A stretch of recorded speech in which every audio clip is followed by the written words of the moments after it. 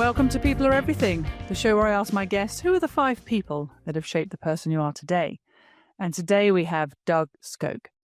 Doug is a bit of a tech guy. He's very sort of, up on things in the sort of AI world. He specializes in very high level recruitment, but also one of the most soulful people I've met.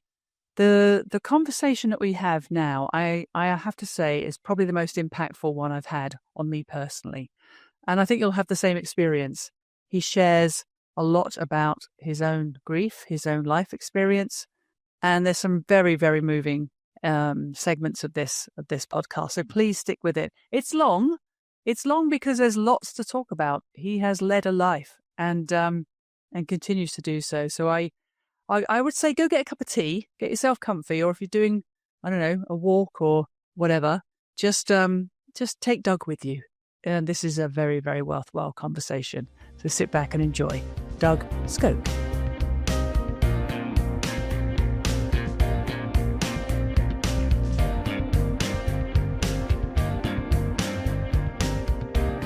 Hello, Doug. Welcome to People Are Everything. How are you? I am doing fantastic, Julia. Thank you. Good to see you. Look fantastic. You look really healthy. You're like one of those healthy people, aren't you? Energetic, vital. You look vital. I feel vital. Yes. And I am coming to you from South Florida. So it is the most magical time of the year. We're right at like the tip of it for the next 3 or 4 months. Abundant sunshine, low humidity, beautiful temperatures, and it's why we suffer through the 8 or 9 months of hurricanes, hurricanes, suffocating humidity, and that kind of stuff. Well, I was going to end the call right there, to be honest, when you started on the whole sunshine and warmth thing, because it's freezing here. But actually, I'll let you off with that. You saved it with that second half. Well, I'm going to bring the explanation. Sunshine, please, to the UK today. Yeah. I've got this thing, I think. They call it sunlight affectation disorder. Sad. I'm sad. I want the sun. I like the warm. I love winter I like putting a warm coat on and hats and gloves, but for about 10 minutes. And then I want to just walk out the door in shorts again, like I do in the summer. Can we riff off? Or what's the... Yeah, do what you like.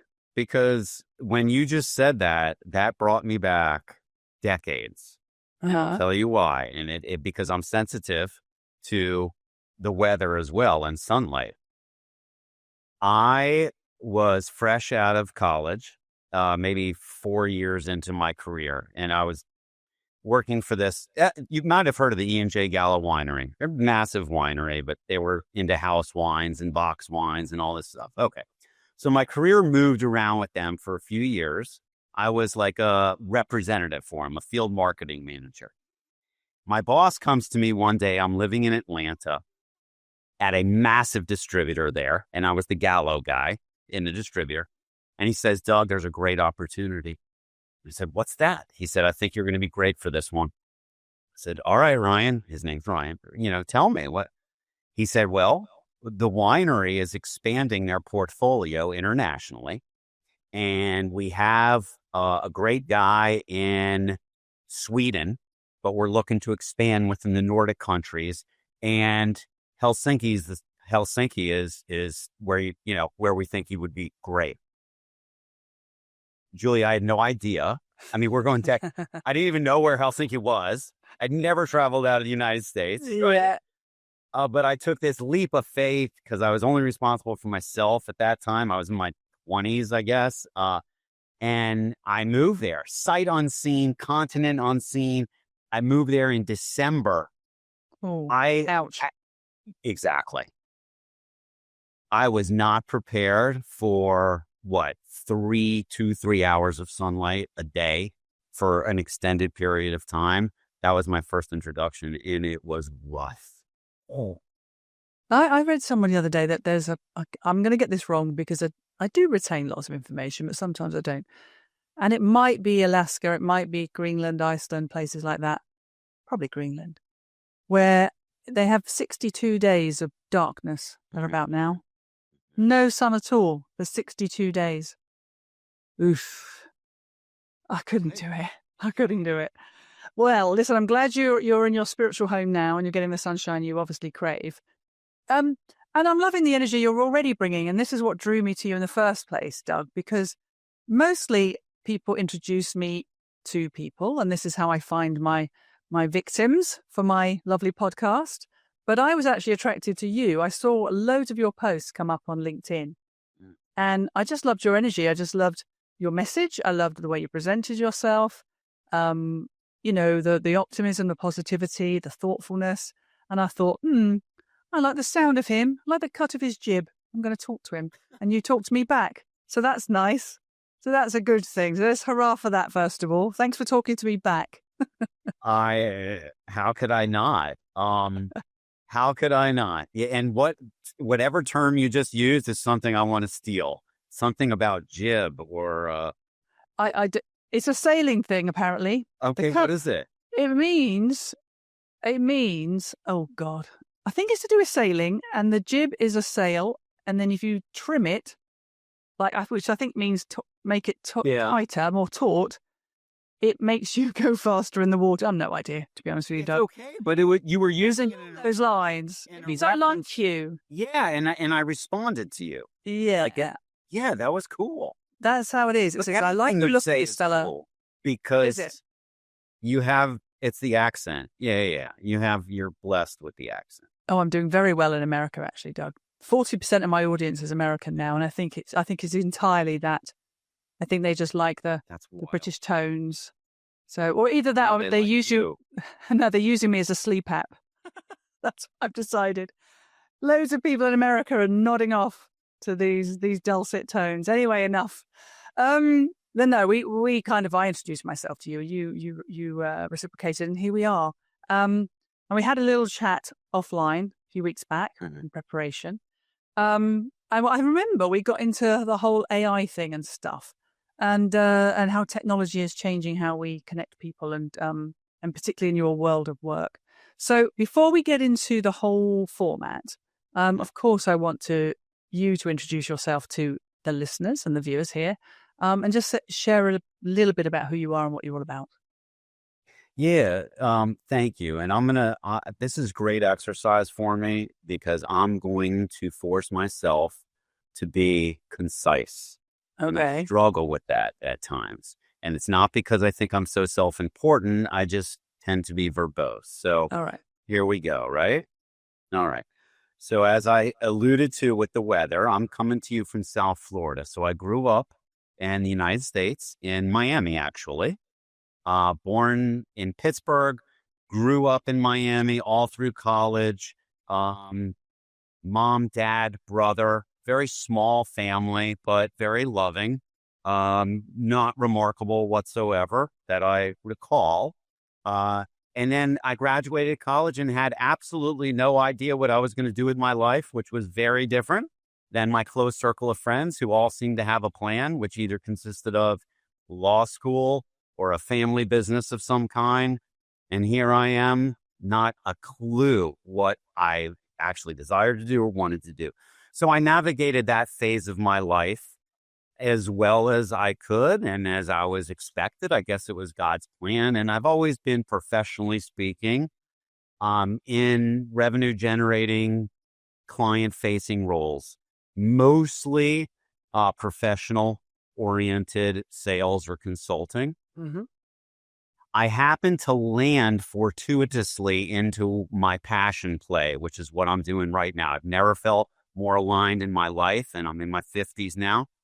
I fell into the executive search recruitment space about 9 years ago. And that was as a result of me practicing a platitude or practicing what I preach to myself, which is surrender and trust.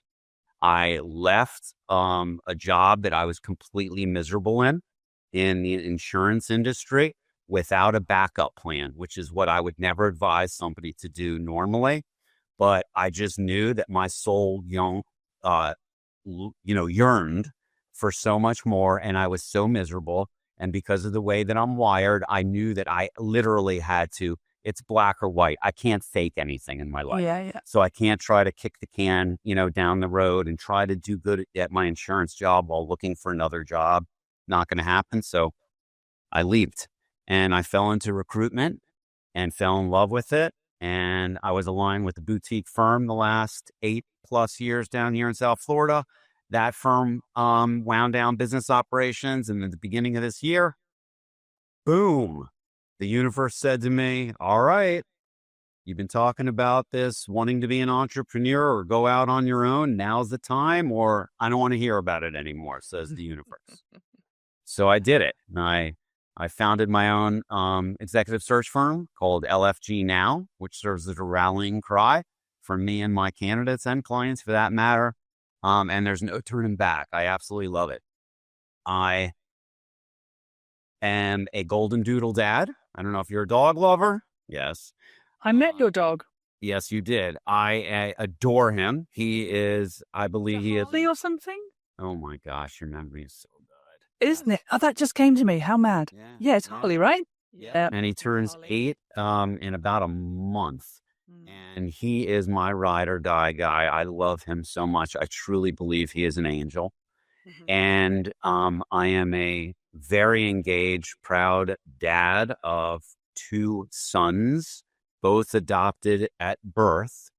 They are 18 or 19 and 22 years old, and also very amicably, happily divorced. And I don't mean that tongue in cheek.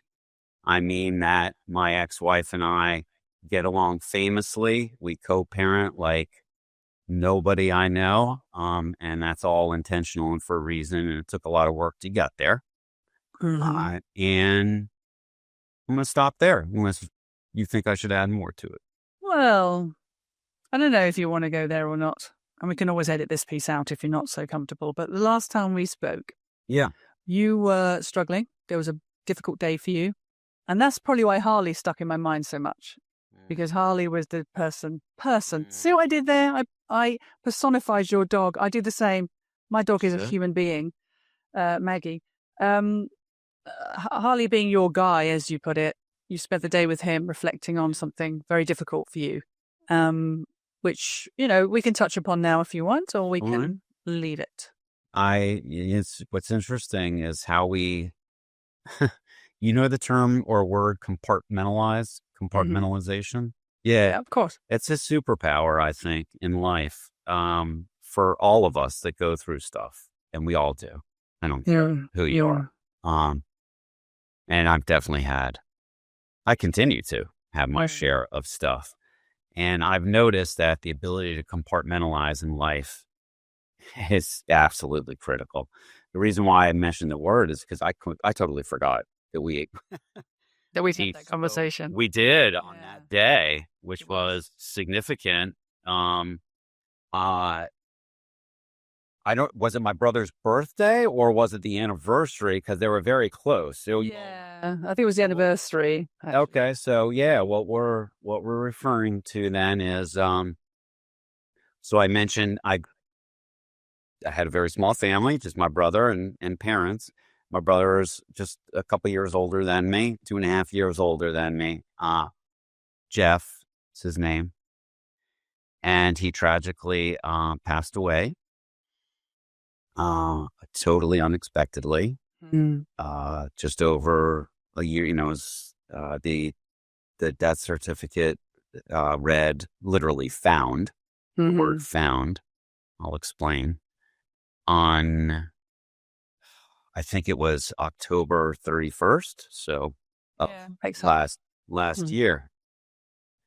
And so when we spoke, I forgot, it was either my brother's birthday or the anniversary or something of his 1 year passing. And it's always with me. I mean, there's not a day that goes by. It's an interesting one.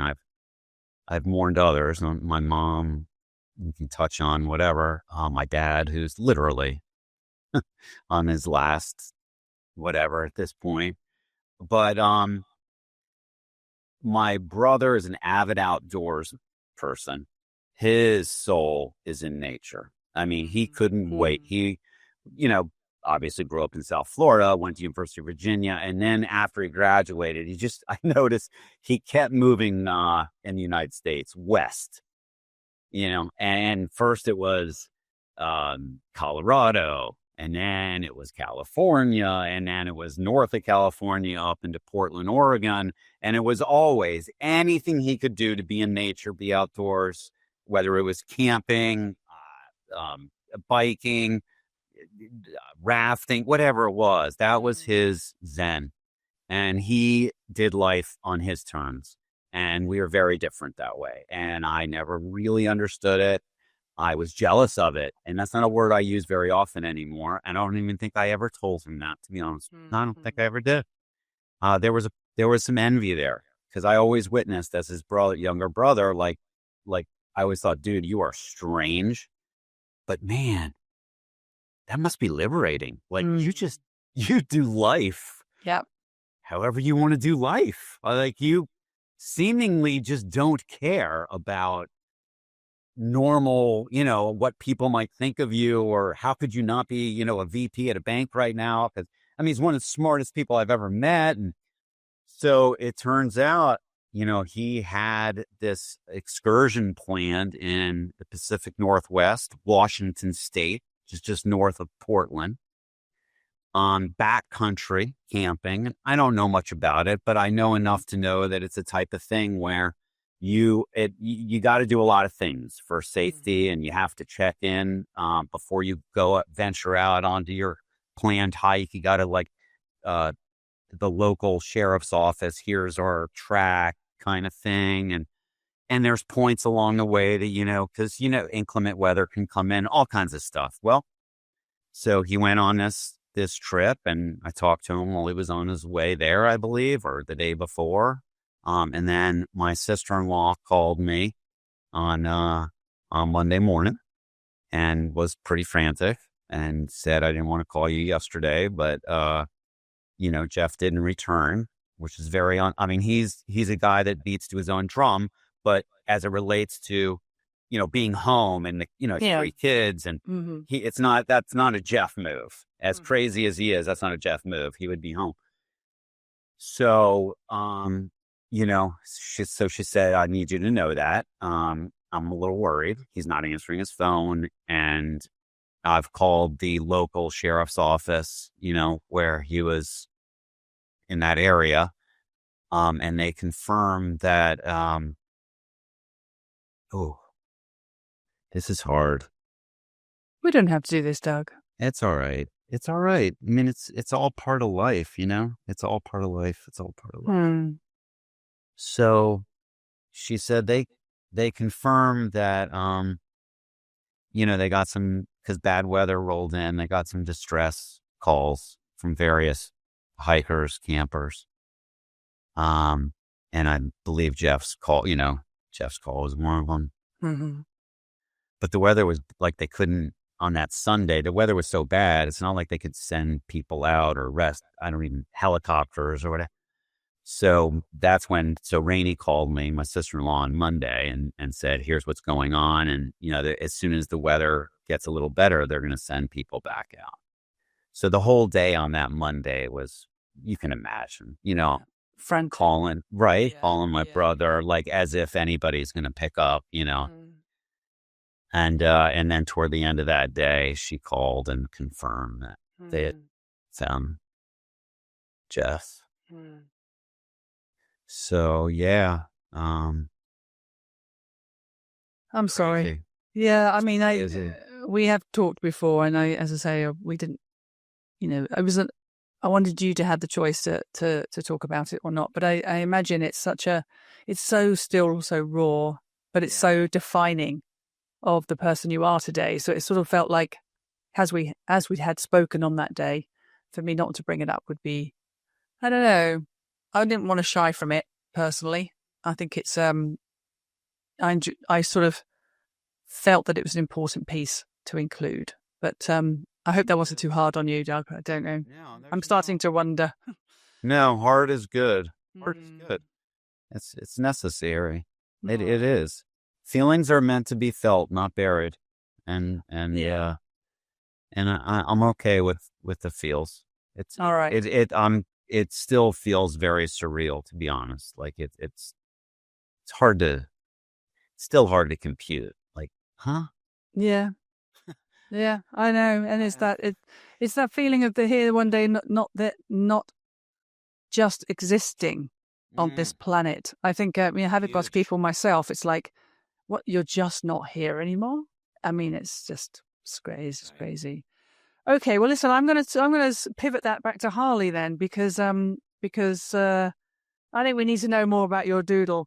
And what did you do that day? You said you were going to go off for the day and hang out together. I mean, what does hanging out with Harley look like? Are you go to the pub? Do you go to the cafe? Do you sit and read books together? Ooh.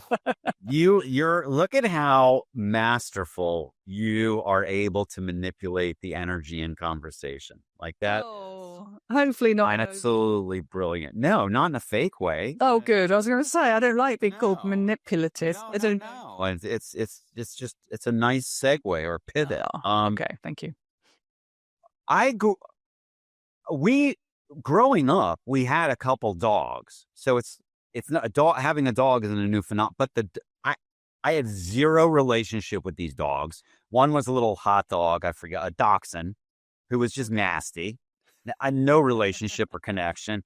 Another one I forgot with the breed, but Silky is the breed. It's like a Yorkshire Terrier, but all right.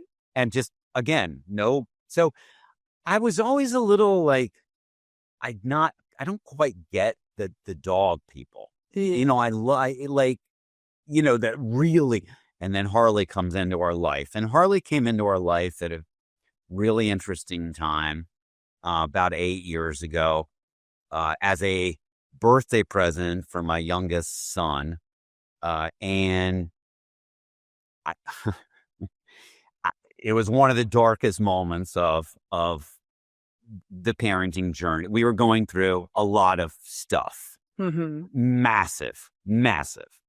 And here comes Harley. And it was so intense at this point in time. And my ex-wife and I, we had recently, we were separated, but I was living close to the house. So I was there all the time. And it was so chaotic. Our oldest son was struggling in such massive ways. And this was above our pay grade at this point. It was a whole breakdown. And I was of the mindset, like, I hate saying this, and I know Harley's not listening. I was like, we got to get rid of Harley. Like, this is, I know, Julia, I can't even say, but it was too much. Like, this is a brand new puppy, golden doodle, on top of everything we're trying to do, like, and God bless Amy, my ex-wife. She was like, no, that's not happening. And it was rough. It added a layer of just controlled chaos into a chaotic situation that we work through. And then, wouldn't you know, he's my bestie. And I get the bond. And what I see in Harley and so many other dogs and dog parents is we can learn so much from them. They just radiate love 24/7. Yeah. Doesn't even matter what is going on. You'll get the excitement and the enthusiasm. The tail is the tell. Yeah. And you could leave for 5 minutes, come back in the front door, and it's as if you haven't seen him in a year. Yeah. And that's just that energetic, pure joy and love, and the staring in each other's eyes type of thing, where there's just like this unspoken chemistry. It's just brilliant. It regulates. That's what it does. It's emotionally regulating, for me at least, instantaneously. And that's why I felt so strongly about spending the day with him, because that's what it does for me. Yeah, no, I totally relate. I know what you mean by a special dog, because there are special dogs. I know you're supposed to love all of them, but and I love Maggie. Where is she? She's nearly always here. She'll make an appearance at some point. She always does. I hope so. But the big dog love of my life was Brody, and I had Brody for 17 years, and I actually put him to sleep. And sometimes I worry that I did it a little bit early, because I think he could have gone another 6 months. I really do think he could have, because he was such a, he was a fit and strong dog, always was. He was a working style beagle, so not the little tiny kind of Hollywood, as we called it, not those styles, more of a working beagle looking. Beautiful dog, really. I always thought he looked like a seal pup, those white seal pups you see on the beaches. He had those doughy eyes and white head, and he was white and with a bit of tan. But he saw into my soul, this dog, honestly. Yeah. I can still look at his photograph now and I miss him so much. I miss the weight of him, the smell of him. I miss his constant reassurance and presence. I miss the walking out all day. That's why I asked, because I would take him everywhere. It's like, okay, we go. He went where I went. And, there's photographs of me at the pub and we're just having a pint. And, and I'm one of those people who's super comfortable in the stickiest pub floor. I mean, I don't know if you have such things in America. Yeah. I know what you mean. But... You know what I mean? In the UK, we have these really, well, we call them boozers, and it's like these old style boozers with sticky floors and, sticky tables, and you drink pints and, you can be amongst every walk of life. Mm-hmm. And it was one of my favorite things to do, is just walk my dog to a pub and sit and chat whoever's in the room. And so he's a constant companion, and it's sort of, I don't know, he was like a little, like you say, he's like an angel that just came in. And so what was you said that maybe, and you'll never know, but that it was 6 months, could have done, but what was there something that Brody presented that one day where you and like that's I mean it was on my mind for a while. I never wanted him to suffer, and I thought getting to 17 was such a great milestone anyway for him. And when he went blind, mostly blind, he could see a little bit, quite deaf, which then caused him a lot of stress if he couldn't sense me. So if I was not in the room, it was quite hard for him, and he would just go woo, woo, woo, all the time. And this very last night, he had some food, but he didn't really enjoy it. And then he got an upset tummy, and he was up and down the stairs, which was risky anyway, because he would fall backwards, forwards. It didn't matter, but you couldn't stop him. So it was stressful, to be honest, and I didn't like it for him. And, I found it very, very stressful for me. And I always said to myself, the day he goes off food, he's a beagle, and beagles inhale their food. They love it. Yes. So the day he doesn't love food, then I think that's the time to call it. And also I lost a dog at 14 who went quite dramatically at the end. And I didn't want that for Brody. I wanted it peaceful. Yeah. So I took him to the vets, and I said, I think it's time. She agreed. And I just held him, and, he did have a little bit of food as he was leaving this earth. I thought that was appropriate. And he left whilst eating a gravy bone.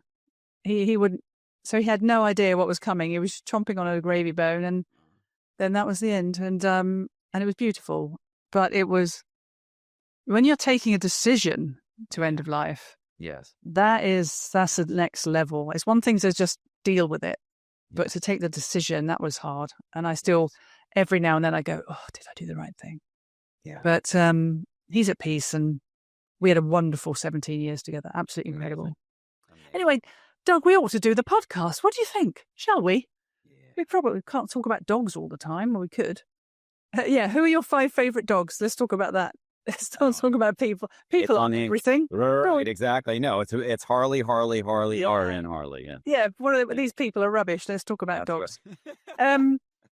All right, listen, we probably ought to do this. But, I mean, my first question is always, once we've sort of established, who you are, is how did you find choosing your 5? Was it hard? Was it easy? It was fairly easy, I think. Good. Yeah. All right. I'm a very introspective person, and it came to me pretty easily. All right. Well, good. It's not meant to be torturous. There's a little sadistic side of me that quite likes it when they go, oh, it was awful. Took me, I cried, and I couldn't bear it. No, little part of me goes, ha, ha, ha. Good. But no, mostly I go, okay, good, not meant to be unpleasant. All right, then, well, let's just get into it. Well, who is number one on the list?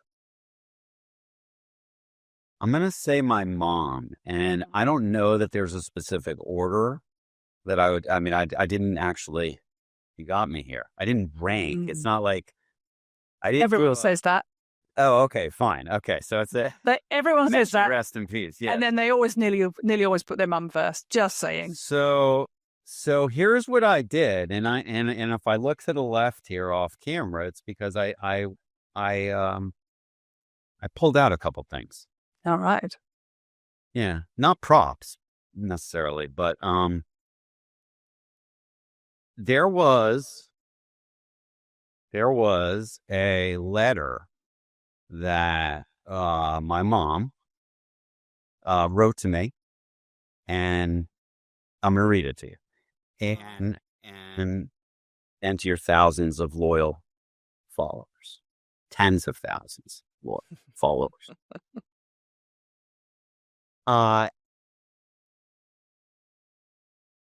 And it's something over the years. It's a letter that I keep it in a sentimental place, and I read it. I'm going to say, when the energy moves me to do so, maybe once a year at most. But every time I do, and I haven't in many, many, many months, maybe it's been over a year. Every time I do, I think to myself, wow, my mom was, she's a extraordinary lady. She had a massive impact on my life, truly. So I'm going to read this letter, and I think it'll give you an idea of why I think she's so extraordinary, and maybe some insight into the relationship that I had with her. So this letter dates back decades, obviously. Okay. And she sent it to me. She said, I wrote this and put it in your suitcase, when you left for college your freshman year.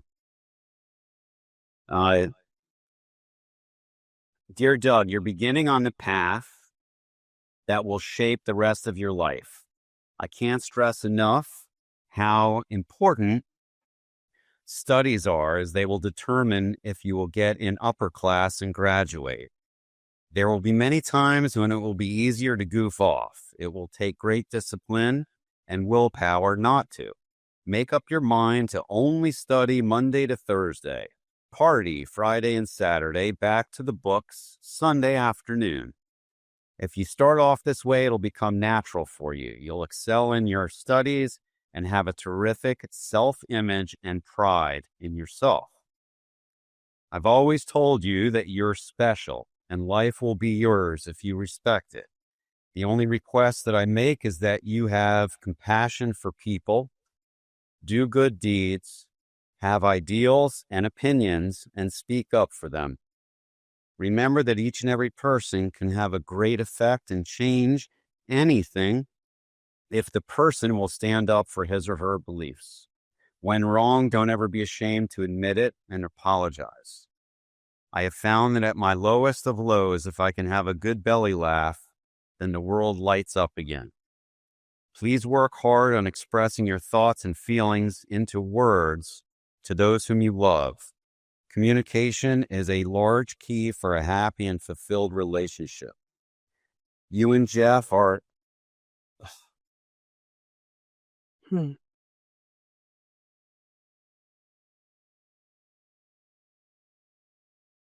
You're right. You and Jeff are everything that I've ever wanted for sons. I just want you both to have it all. By that, I mean contentment and happiness and whatever makes you thus. I'm very sad that the years have gone so fast when you and Jeff were small, but I'm very happy that I shared in both of your activities and watched and had a part in your development. Please always be part of the family, but only be 3/4 of a whole if you drift from us. Remember the book, The Giving Tree. Read it again before you leave for UF. It's on Jeff's shelf. Doug, you and Jeff are the most precious, priceless meanings in my life. I don't want to live your lives or through your lives. I only want what you want for yourself. Stay warm in the love that your family feels for you. Stay secure and always knowing that one or all of us will always be there when you need us. Don't be afraid that we would be mad if something goes wrong, for we'll always stand by and or behind you as you're 1/4 of our whole. Please keep in touch, reach out, touch life, love, and contentment. I love you, sunshine, Mom. It's a pretty beautiful letter, isn't it? That's outstanding. Yeah. Honestly, I'm speechless. I'm. Yeah. I don't think I've. In a long time. But it's such a beautifully weighted, worded, and expressed Yeah. everything. I mean, it's obviously steeped in love, clearly, but also great wisdom, but not overbearing with it. Like it's just like these are my wishes for you. Mm-hmm. This is my hopes for you. It's not, you won't do that and you must do this. And it's like, it's all there for you guys. But here's a few bits of guidance, just so that you can really live it and really love it. And it's hugely generous. Mm-hmm. And it would have been really, I mean, speaking as someone who's got old children who've gone off to university, it's a hard thing to let them go and be, going out in the world without you. Yeah. But it's like, it has a fearlessness to it as well. It's like like you say, touch life. Don't worry. All will be well. And it's, extraordinary. I thought I was good at the writing business, Doug, but I don't think I've written anything that beautiful. So I'm sure you have, Julia. It's my pleasure to share it with you. She wanted so badly to publish children's books. And I have some copies. It's around this fictitious character called a cat that was called Catsy. And the tagline or whatever it was, after she would, I think I see it. You got some company behind. Oh, Maggie. Maggie. Where did she go? Anyway. So, so Mom there would be a short little parable of some sort, teaching a lesson on self-confidence or something like this. And that's a Catsy fact. That's always how it would end. And she never was able to, she had a motor. She was so persistent and her work ethic. I mean, so to expand a little bit on it, you can pivot whenever. I mean, no, I want to know all about her. The DNA, the fingerprint stuff that I believe I attribute back to her is so much. And I don't know that I even realized it at the time, but work ethic, her, that whatever you call it, when you represent, when you advocate for the helpless, the underdog, that was her. Her advocacy for causes and people is tremendous. She had this. Have you ever heard of The Secret? Spiritual universe stuff. She was deeply spiritual, to the point where I thought she was half nuts, in my early adulthood, and sticky notes all over our window about these surrender and trust and these concepts. But that's a huge part of me now as well. And unconditional love. I mean, and it came through in the letter too, but really tremendous. But I noted she called me sunshine. I was her sunshine. I'm not going to say I was her favorite. I think I was in a lot of ways. Jeff's listening to this. He is. They're up there now together going. We would joke about that though. Yeah. But I'm also, of the two of us, right? I already described Jeff to a degree, sort of nomadic, did his thing, sort of a rebel with a cause, sometimes without a cause. I was the people pleaser. I'm recovering from all this stuff. People pleaser, peacemaker, low self-esteem, low self-confidence. I was like a mama's boy to the nth degree, in mostly healthy, but then probably some unhealthy ways, as I got older, for sure. But no regrets. And the way that it all sort of ended is really, it's just one of those, it's one of life's mysteries. So my mom's motor was, she'll wake up in the morning and she's going 100 miles per hour. There's no slow rolling into the day. She doesn't operate. She is hard driving, energetic, just didn't stop. Fast forward all these years, and I told you she was very spiritual to, I think, her own demise later in life. She had a tumor in the front of her head, like frontal lobe, which is really important. That's executive reasoning and functioning and all this stuff. It was non-cancerous, but it was growing. Yeah. And she didn't know it was growing because the universe was taking care of her. She stopped going for regular scans and whatever else. And until, she got into a car accident and then boom. And that's like, okay, emergency craniotomy. This is serious stuff. And we could do 5 hours on this, not that I would want to, but so it turns out that, after it's brain surgery, basically craniotomy, they had to remove this tumor. Mom was recovering okay. Rehab we started, and then she had just crashed. And it turns out there was an infection that was inside. This is what happens in hospitals, and who the hell knows, right? The only way to you had to go back in there. Okay. Not a good situation. Not a good situation at all. And she had to go back in for another procedure. And this time it was probably it. My brother flew in from the West Coast, and my dad was, they weren't married they're amicably divorced too, but, and we made a decision, to respect my mom's wishes, which she was, do not resuscitate, do not incubate here, let me go. I am cool. I want to go to heaven, whatever it is. Right. So that was an interesting time because I was the one that was like, let's, let mom. My dad wasn't going to step into it. Right. But my brother, because he lived on the West Coast all these years, didn't have the same relationship with my mom that I did. Yeah. And he was like, no, I don't know. And we finally were like, okay, let's say our goodbyes. And we did. And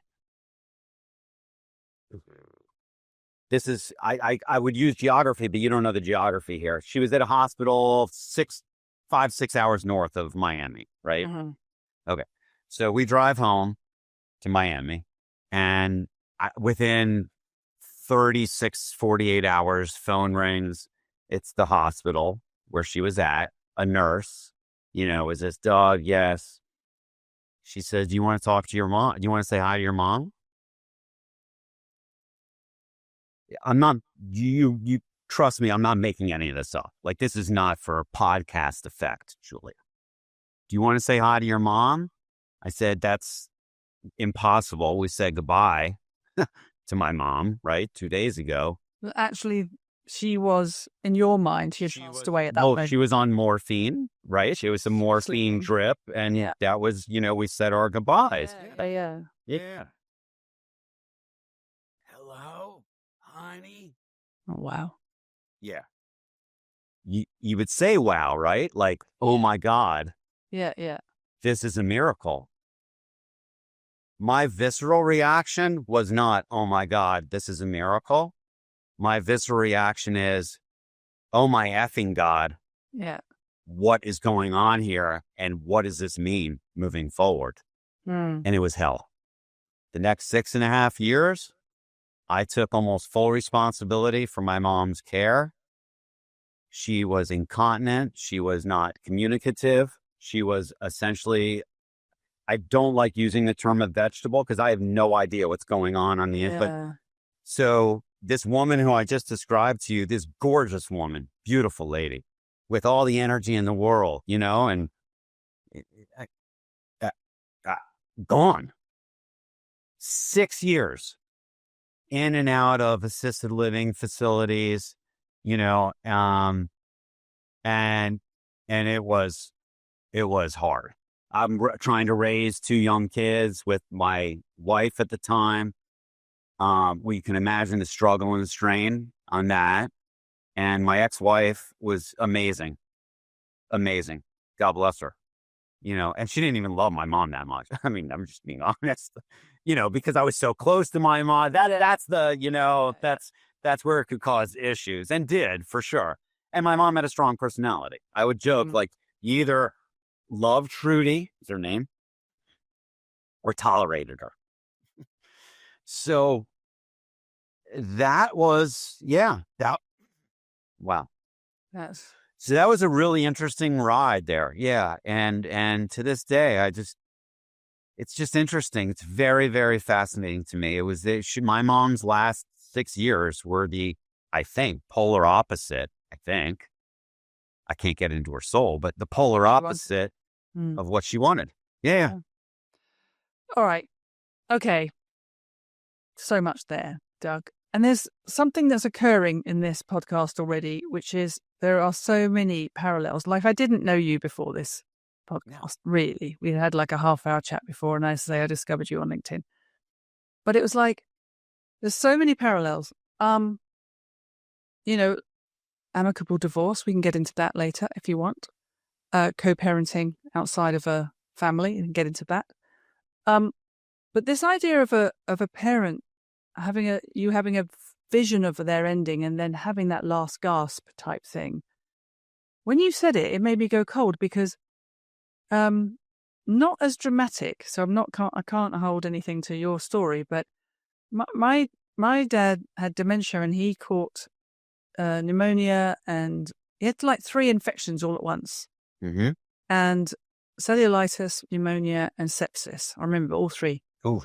But because he grew up in India and he was only ever sort of taken care of by his mother, who was worked in a hospital, so she did all the home remedies. Mm-hmm. He'd never had an antibiotic in his whole life, not one. Oh my God. Yeah, he never had a doctor. He moved here. He moved into England in 1952 and never registered with one. Never ever saw a doctor. We always joked it was iodine for the outside and Beecham's powders for the in. In fact, that is it. That was the entire medicine cabinet with those 2 things. But he had a constitution of an ox, and he got all 3 things, and we were called in to say, would have come and say goodbye. Yeah. And then I've got a video of him like 3 weeks later dancing around for his birthday. But I can relate to what you're saying. It wasn't the best thing for him or for the family. It would have been better for him to have gone that day. Yeah. Because he then went on 4 years, like you've described, where dementia finally killed him, which is a really hard thing to die of. Very few people die of dementia. Eventually, you just forget how to breathe, right? Oh, so he went through this really awful decline. And there is something in that for the family, that it's hard for them, of course, but it's also hard for you to watch this once vital woman, Trudy, just decline like that. And why is that then? What was that for? For both of them? My dad would have been happy to go. He was like, I don't know, mid-80s, had had enough by then, led a great life. Off he could have gone. He would have been fine. That's right. But they just hung on, both of them, by the sound of it. And I don't know, how weird is that? I've never met anybody with a similar story as mine. No, and yet here we are. Relatable. Yeah. here we are. Isn't that interesting? Did it sound morbid? How did it land with you? It sounded, you caught me off guard a bit because I thought, what? I didn't know where you were going to go with it. I didn't know if you were going to say, and then I realized I was, missing her so much. I was fantasizing this voice, or I wanted to believe it was her, or because in my head, I'd heard that she had passed away when you said goodbye. But now I had to recalibrate and go, oh no, what he meant was they said goodbye and the morphine was going to do its job. And the assumption was that she died. But 3 days later, she's on the phone because something had revived her. I think someone. I'll never be able to prove it. I tried. My suspicion because too. it makes zero sense. Yeah, so someone didn't listen to the DNR. So no, you caught me off guard. I had to recalibrate, like I said, because I wasn't sure where you were going with it. Was it macabre? Yes. I think the voice of your mother on the phone, who you are so close to, it's chilling. Yeah. It's chilling. That's how it landed on me. It gave me little goosebumps, and I thought, gosh. And she would never have wanted it for you. I don't think so. Everyone says, oh, I would give anything for one more day with my mum. Not really. No. Not if it means that. Not really. Well, but listen, she sounds amazing. I can see she's had a huge impact on you. Awesome. I wrote down here, Doug is a recovering people pleaser. I love that. I completely resonate with that too. And my son is that person. I'm going to play him this podcast and say, right, you need to be working on this, fella, because he's that person. But there's so much there, and I'm so glad. I know you said it was no particular order, but I think it was. She's going to be a hard act to follow now, Doug. So I hope you're ready for number 2. Probably is. 2 would be a woman by the name of Oksana, but I call her Sana, Sana, and I'll leave the last name out. Strikingly beautiful, probably almost 6 foot tall, blonde Russian woman. Where's this going, Doug? Yeah. Is she real? Is she real? Is she AI? Back to the AI thing. Oh, Lord help me if she ever listens to this thing. So here's the deal. You've probably picked up on some stuff already. I haven't had the easiest life. No, challenges. Yeah. I mean, we haven't even I could go so much deeper in all aspects of my life, and it's all good. I'm grateful for all of it. What you grow through, what you go through. Sana factored into my life in a really important way at a very important time. And then this is only, let's date it back. Actually, I have another prop. We'll date it back to, this was 2018. So that was, what's 2025? I'm terrible with numbers. 7 years ago. 7. Yeah. So this is about, let's call it about 9 years plus that I really dove into my journey. Mm-hmm. Journey of self-discovery, journey of really what I call a spiritual awakening and journey, not any particular religion, just concepts that I hold very near and dear to me, that were platitudes for a long while, because they just sounded good, because I read some books or heard some whatever, podcast sayings. And what I mean by that is concepts like surrender, mm-hmm. and trust, yeah, and gratitude and present moment. And the last 9 years, and this will now go on forever, I promise you that, because it's a journey. I don't even know. There's no destination. Contentment, that's destination. Mm-hmm. Inner peace. Sana was a springboard to all that. So this point in time was coinciding with, I told you I was in the insurance industry, completely miserable, and decided that I got to pull the ripcord and get out of here without a plan B, because it's just that bad. And I'm not getting any younger, chronologically speaking. And I'm going to have to, I was in a very dark place. There was other stuff, challenging, parenting, challenging, and just super dark and miserable. Probably didn't even know how miserable I was at the time. I'm at this networking event. I was in the insurance industry that had to do with, oh my God, it was like a builder, condominium builders or developers. And because on the insurance I was selling was business insurance. Okay. So I was trying to join, I was networking, right? So we're at this big networking event, and in comes Sana, and just the physical stature of the whole thing. Wow. But I'm not a player. Like, I have no game. Like, I would never approach somebody like that in, a social setting. But she had this aura about her that was just totally intriguing. And we struck, and I was part of this, putting on this event. So I had a little bit of, confidence, I suppose. So we struck up a conversation. I'm like, and it turns out that she was there because she was trying to network as well, but she was a meditation and mindfulness expert. And her thing was, I'm trying to figure out I'm channeling her.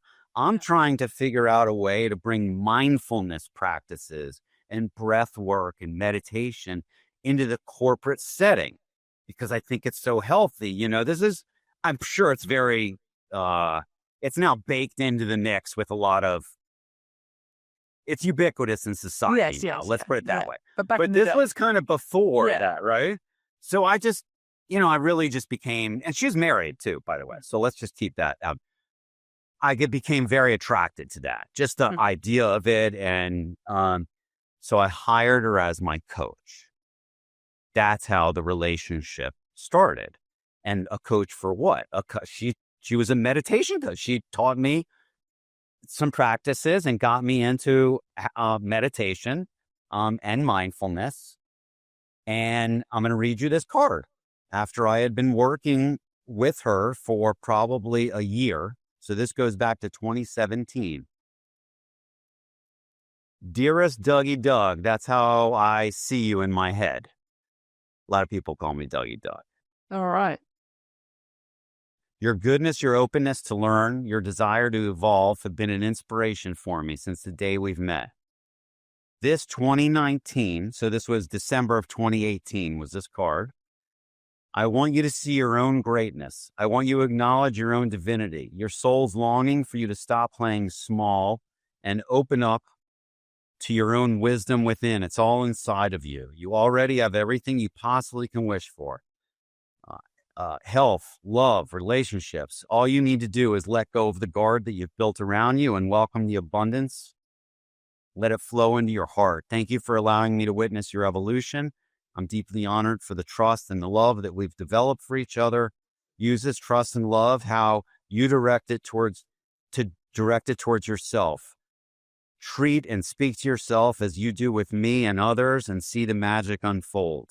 May 2019 blow your mind away so your heart spreads wide open to all the magnificence of this universe with admiration.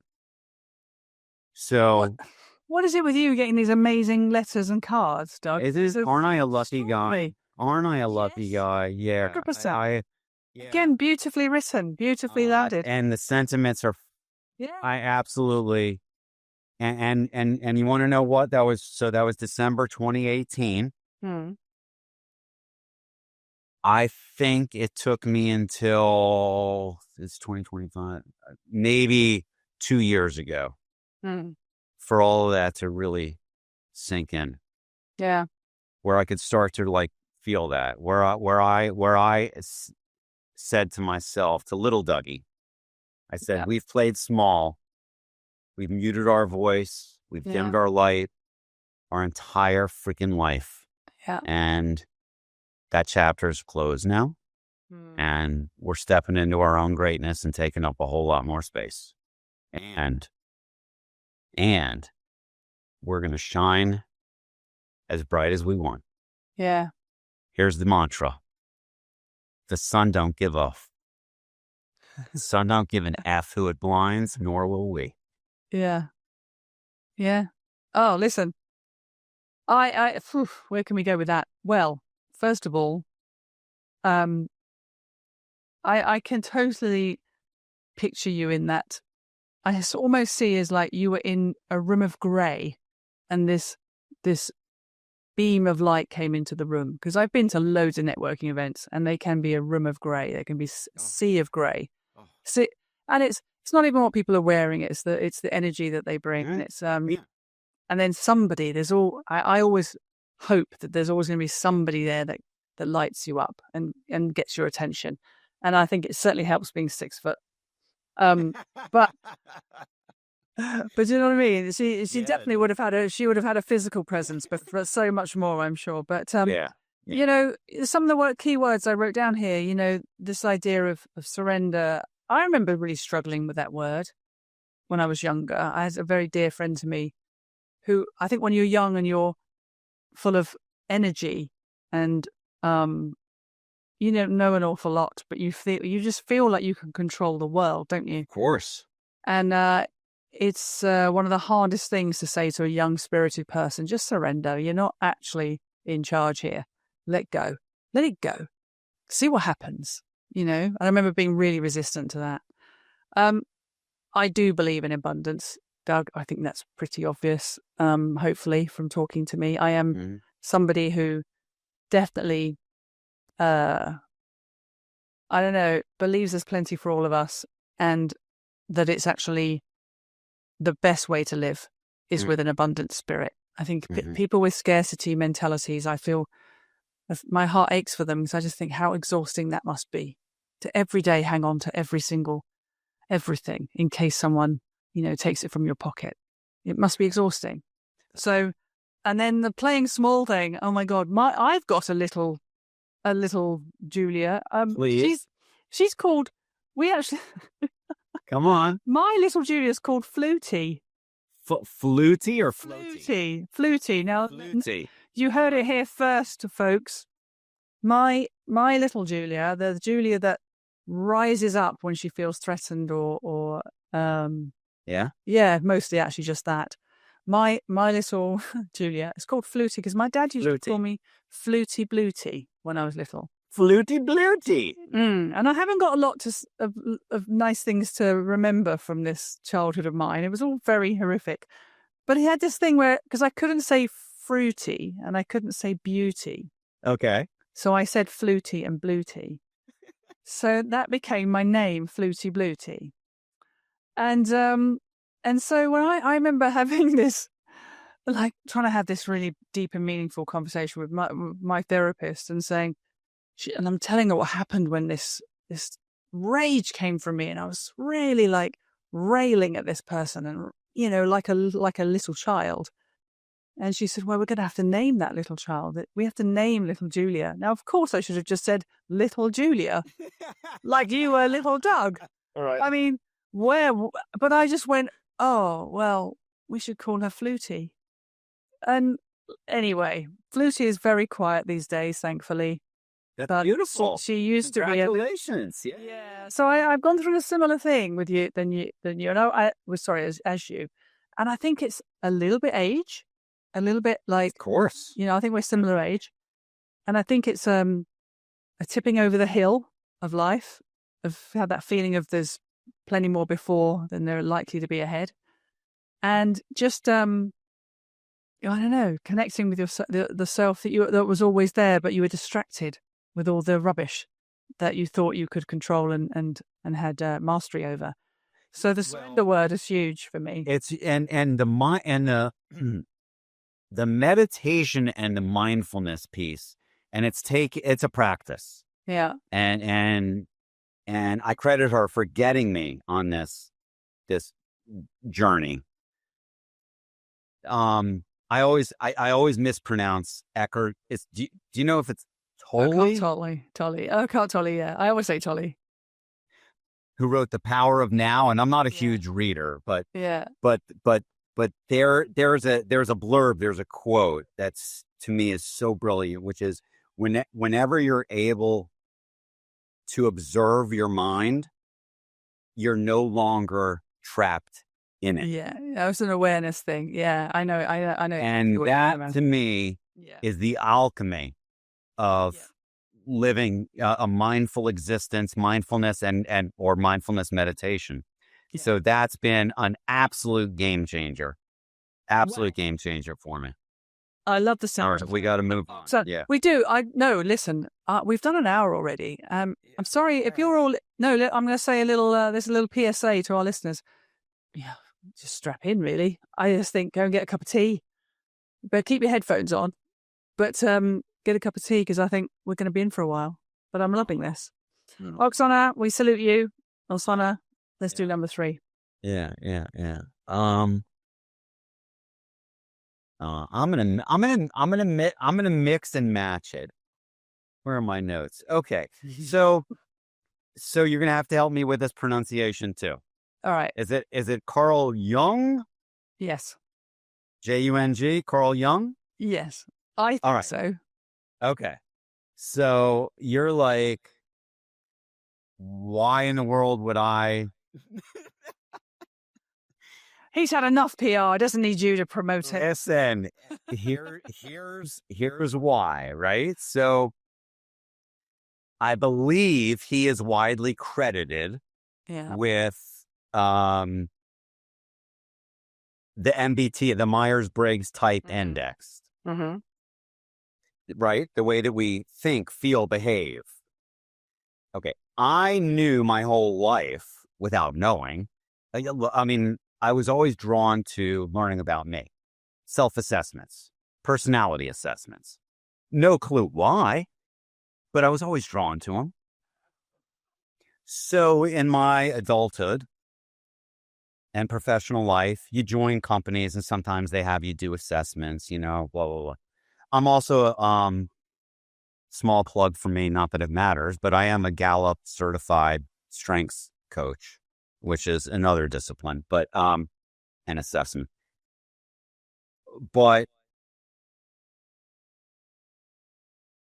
somebody introduced me to the MBTI assessment.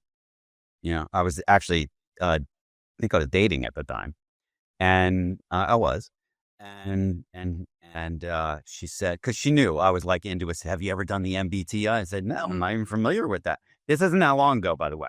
Yeah. That's why it's this is within that. I told you it's been like 9 years since I've done the, started with sauna. So this is maybe 5 years ago, 4 years ago.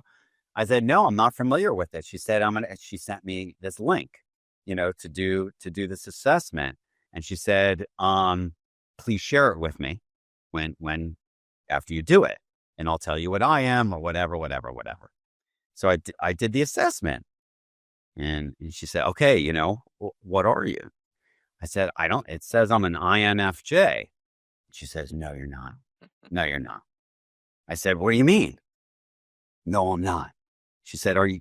I mean, that's a really rare personality type, and she's deep into it. If you extrapolate the worldly population of everybody that's done this assessment, INFJ is typically it's the most rare personality type, right? And especially for men, like it's 0.5% or 1%. I said, I am, I sent it to her and blah, blah. We're no longer dating. It has nothing to do with that. But that opened up my eyes like no other assessment I've ever done in my entire life. And self-love can only come through self-awareness. You cannot love somebody you don't know. This was the holy grail for me of why I'm so effing weird. What is it about me that just seems to be out of the norm my entire life? So I started diving deep into my INFJ profile. I've watched hundreds of hours of YouTube videos. Look, I even buy these books. how to understand an INFJ, right? Like I go deep into this. I'm looking up INFJ now because when you said it, I thought, I think I'm an INFJ, but I can't remember now. So do you remember enough about it to be able to explain what we are? Oh, I have these, I just have these little, I can send you a million different things. Very intuitive, very introspective. We're thinkers and feelers. We're a very strange personality type.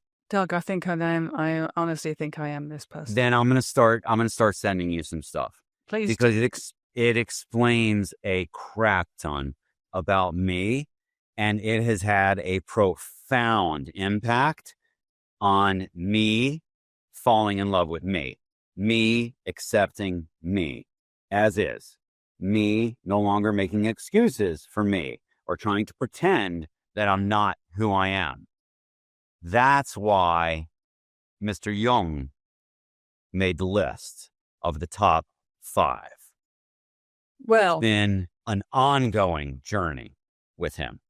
Not with him, but with the MBTI. I love it. Well, I'm going to do the MBTI test again. I did it years ago, and I reckon you and I are in that 1%. Carl Jung, what did I ever take from his teachings? I suppose it was very important to me when he talked about how what happened to you isn't necessarily what happened in your past doesn't necessarily define your future.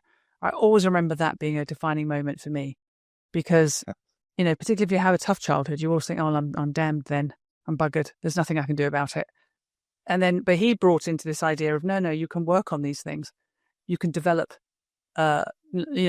deeper introspective reasonings and do the work, as they call it now. And you can actually change the course of the anticipated trajectory of what's happened to you in the past. So he was life-changing to me, but I'd never really made that connection that you did there between him and MBTI. I vaguely remember that, but it makes sense to me. And those things, they used to be brought into the corporate space for managers to kind of put the right teams together.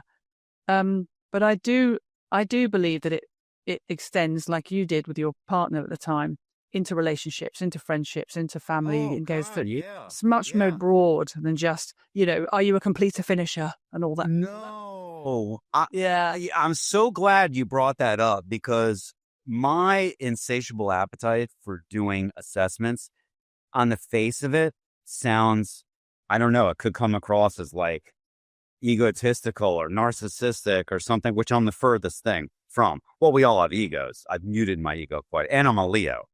I'm born in August, but that's my sun's sign. That being said,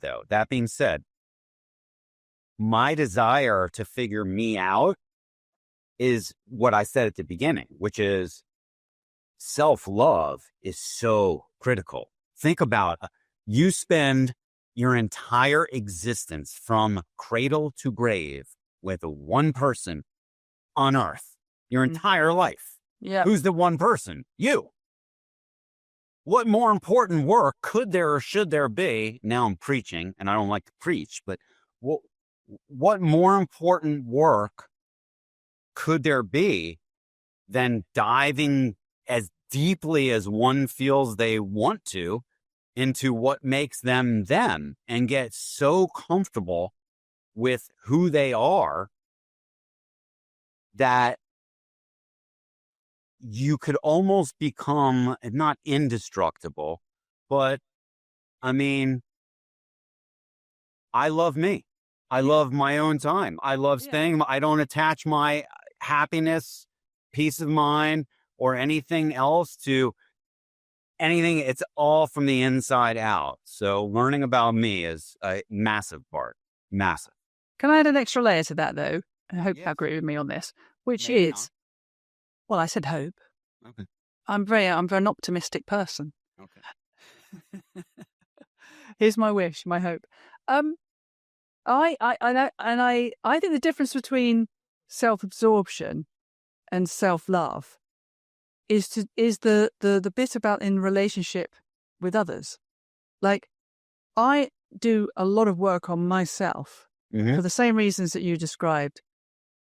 I want to I do love myself. I think actually I really like me as well. That's Nice. that's a new thing. I like me and I love me, and I feel very sort of not quite reached contentment, but I'm not far from it. I feel it. I feel it coming. But for me, the sort of bonus for that is that it completely it affects my relationships to others in such profound ways that I move through this earth in such a comfortable way in terms of my experience of people. So to me, the extra layer is, and probably the difference between a narcissist and someone who just wants better connections with the world themselves and the people in it, is this realization that all of this does lead to, or a big chunk of it leads to, just beautiful relationships with people that are real and honest and true and have meaning and purpose and all this good stuff that, I don't know, can't get there easily. People who, if you're born with that, then good for you, but I doubt it. I think it takes this long to work out who you are in relationship with other people. I couldn't agree with you more. Of course, and the game changer, the life game changer for me with this is it's allowed, the deeper I heal and figure myself out, the more I am able to coach others, because that's just the term that comes to mind. Yeah. Coach others on, I can't believe I'm saying this. Go on, Doug, you can do it. No judgment. To coach others on how to love me. Yeah. On how to be with me. I love on how to be my friend. On Yeah. how to be my lover, my whatever it is. Oh my God, that's like nirvana. That's like the ultimate, I think. The being able to turn around to some people who care about you and say, can you, I need this from you. I need you to love me this way. This is what I need. That's the bit I'm really not there yet, Doug. I'm so bad at that. And I'm really trying hard to ask for what I need from people. Because when you have someone who loves you and you actually give them clear instruction, they love it. They go, oh, of course I can do that for you. Right. But it's like, it takes such a lot of vulnerability and they're back to the surrender point. To just trust. It's like a trust fall, isn't it? I'm going to fall back and hope that you catch me in this thing that I've asked you to do for me. And I mean, if you're doing that already, fair play. That's really good. Yeah. Love coaching. I shall write that down. Right, come on, we better do number 4, otherwise, it's dark here now. Is it okay? So 4. Okay, all right. 4. 4 is a 2-for-1. All right. It's my son's. Yeah, a little bit, but it's my. You know what? We don't have to cheat. Actually, I'm joking. Come on. No, I know you are, but we could keep it with my big guy. They're both. All right. But all right. All right. Let's see. Here we go. So I shared with you that my ex-wife and I were not successful in procreating. We've tried all kinds of different things, including in vitro fertilization a few times, IVF it's called. And then so we get to the end of the line and we're like, it's literally not happening. Yeah. Right. Okay. So at that point, I didn't use the term acceptance.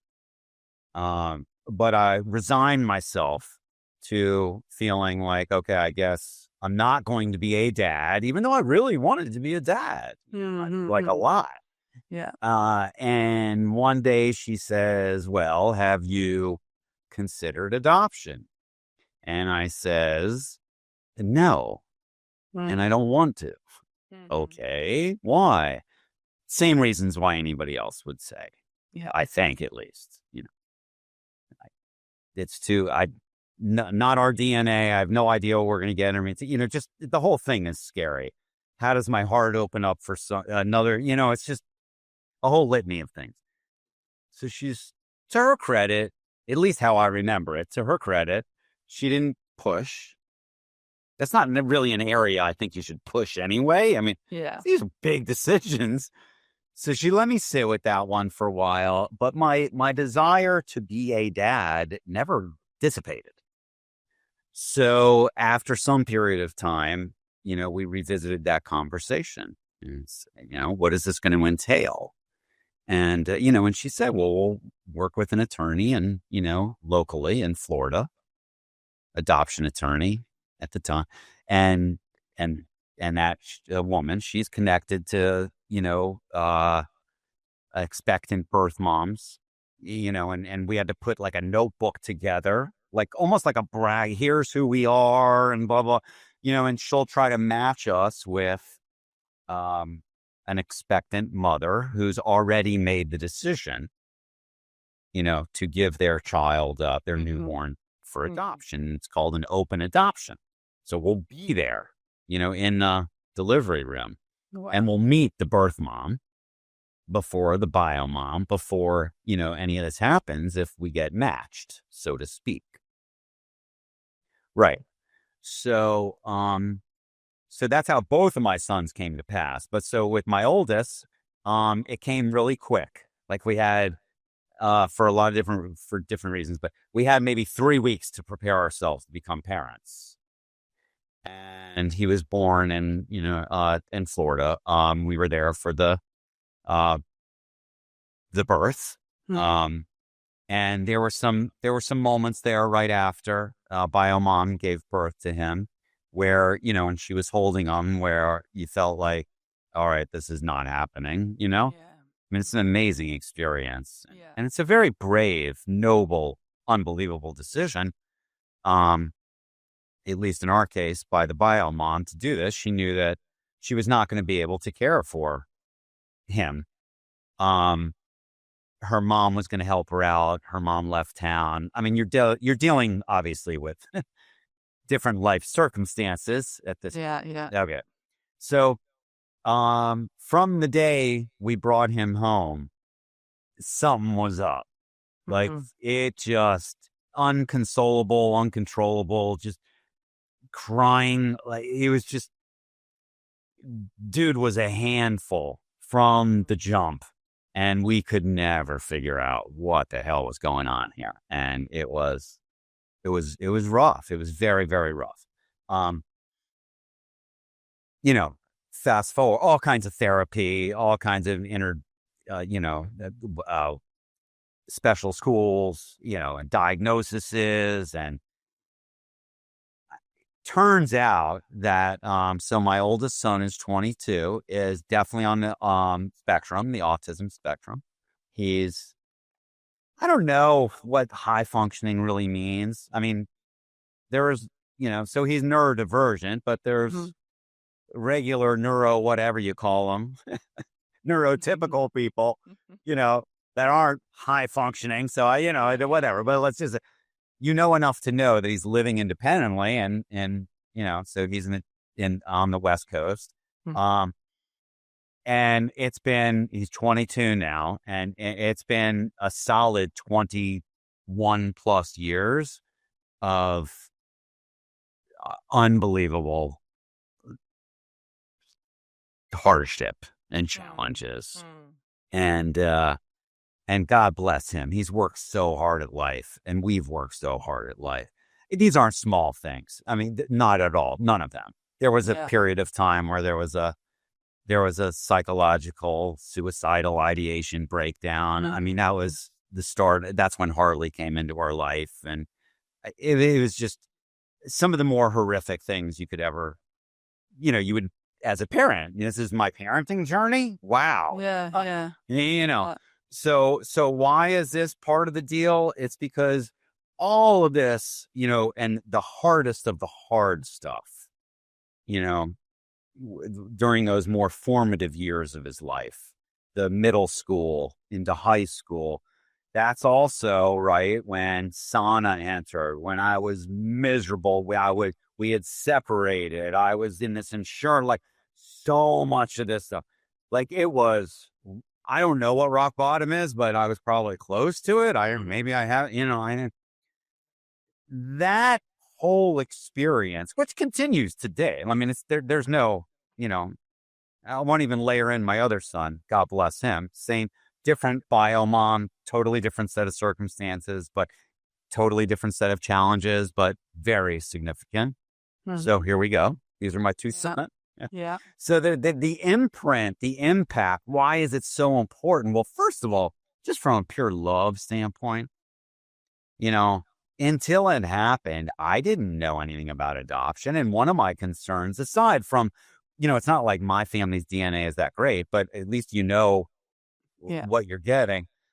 But the other, I was also like, how does my heart expand? How do I find love for, this newly breathing human being that didn't come from us? I know I sound like an idiot the way I'm describing this. No, I understand. Yeah. So that's how. Yeah. Boom. Doesn't matter. To this day, he's he knows because there's no secret. He's had no interest in getting to know his bio mom. And as far as he's concerned, Amy gave birth to him. Like, that's literally so the love taught me a lot about love. Right. And it's not in the DNA. It has nothing to do with the DNA. My heart expanded like exponentially the second I held him, the second I saw him. Yeah. But the lessons, you grow through what you go through, that started that whole through my mom's demise, through my oldest son's, the adoption, that started me. And it continues to this date, especially with he, these core 4 principles of mine that I call them the 4 legs of the spiritual chair that I sit on. They're non-comparison, present moment, attitude of gratitude, and radical acceptance. And those are my core 4. And I get to practice those and have for so many years now on a very regular basis. Yeah. As a direct result of this parenting journey. Yeah. And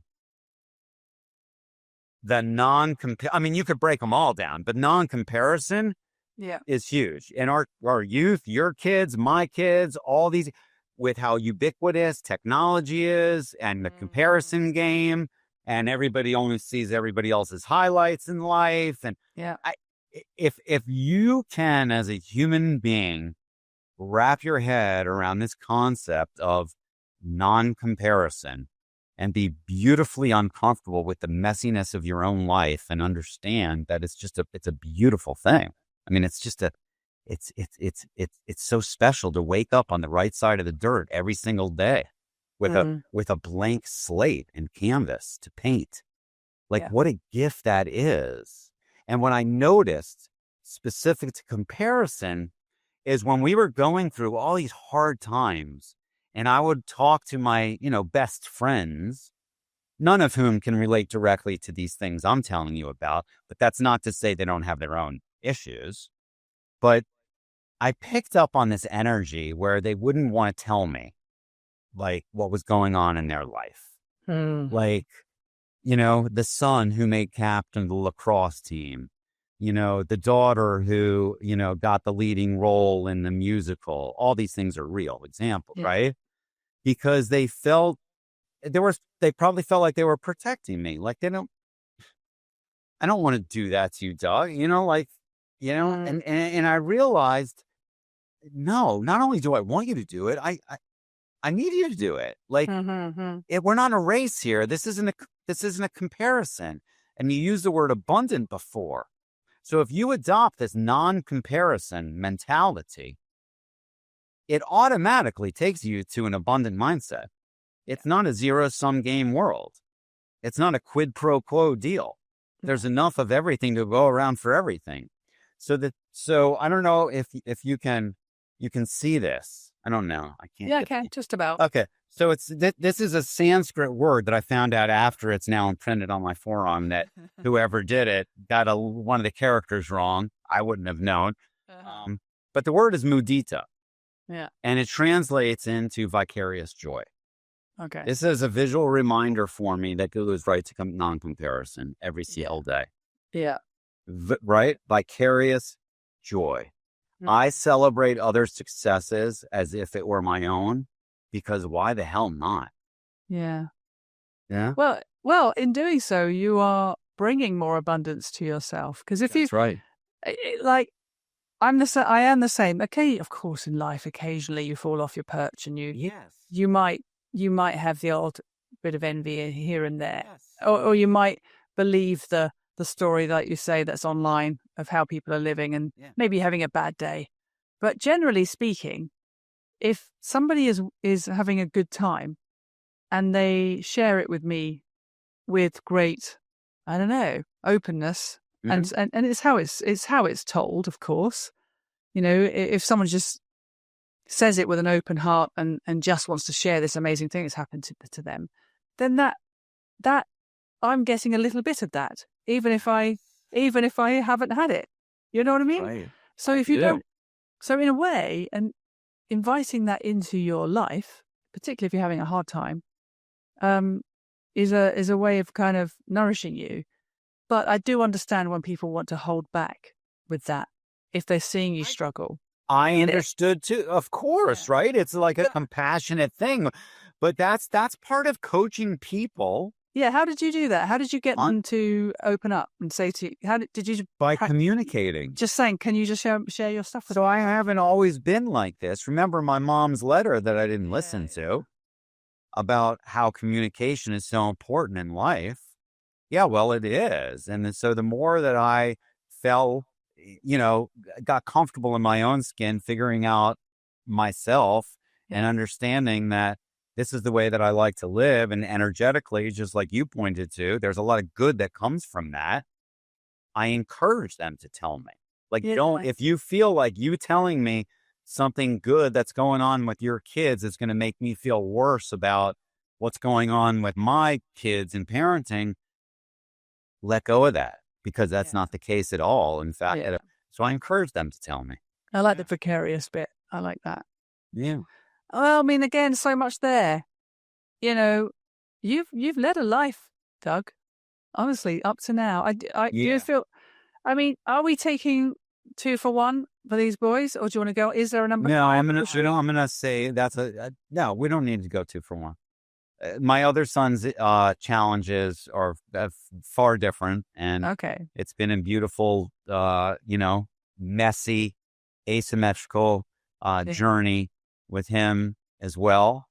That's had some of the lowest of lows, and I can't say highest of highs, but it's been amazing. I mean, this is God's plan. This is whatever plan, you know? Yeah. I want to say something about that as well. Because, well, I don't know, you've heard this a million times, I'm sure, but they do say that the babies choose their parents based on what they think the parents can provide. And it's like, can you talk more?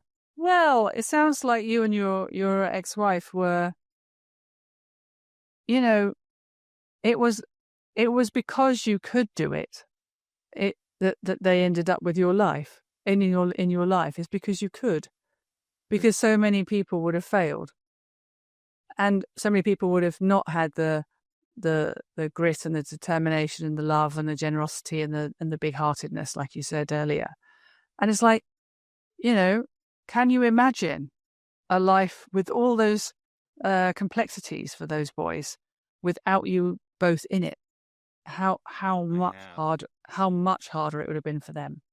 So you were kind of, you were supposed to be here for them. And I spent a lot of time in India. I've mentioned that quite a few times on this podcast. And this whole idea of, it's. I mean, we say God's plan, don't we, in the sort of Christian world? But they believe in this idea of it's not your day, or it is your day, or it's just how it's all meant to be, the preordained nature of it all. So they would say something like, well, of course, of course you were going to raise these boys. There's no question. And of course you were going to learn all these lessons. And of course it was going to be a blessing, even at its hardest times. So I feel strongly about that. And, the reason I was asking, is it 2 for 1, is not to dismiss your second son's story, but, we were on number 4. And of course, I'm then saying, well, who's number 5? But is there a 5, or do you want to? Is There's the a 2 5, and there's a 5, and I can keep this one concise. There's I can. So it's a guy by the name of Scott McGregor, wildly successful entrepreneur in the U.S.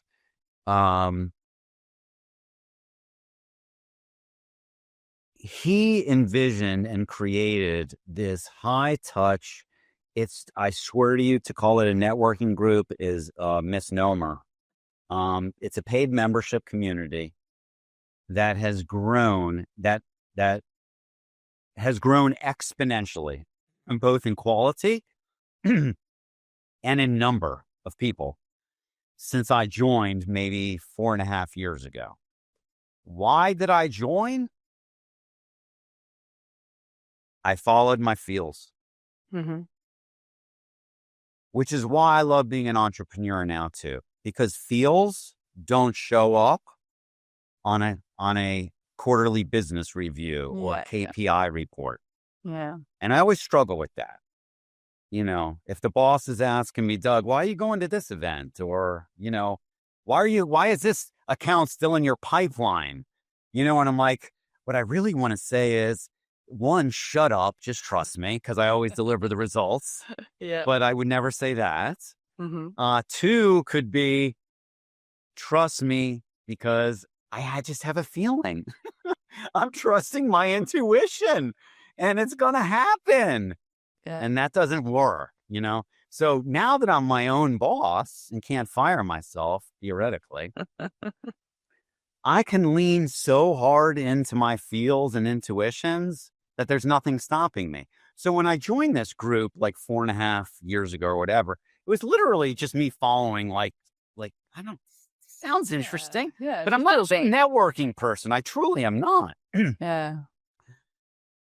And what I have found through my affiliation with Scott, who's one of the world's greatest connectors of individuals I've ever met in my entire life, his network is ridiculous.